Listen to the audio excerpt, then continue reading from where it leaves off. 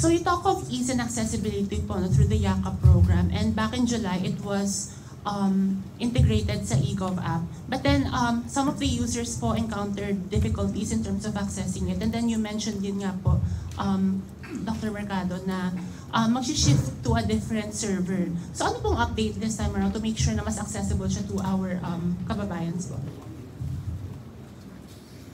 Thank you, natandaan mo pala yung announcement.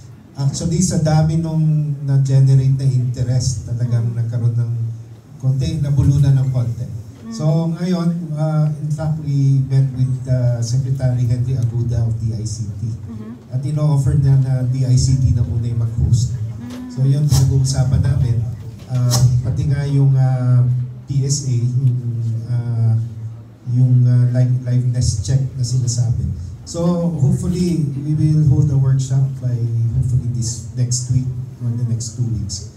Pero immediately sabi nila available na daw yung additional space dun sa kanilang currently yung kanilang data warehouse. So we will just syempre may mayroong pang mga tinatawag na APIs, parang middleware para mag-connect yung aming database at kanilang database. But at least within the month, most probably, or early next month, ma-resolve na namin. Although ngayon, mas okay na tayo kasi nabalanse na natin yung load natin.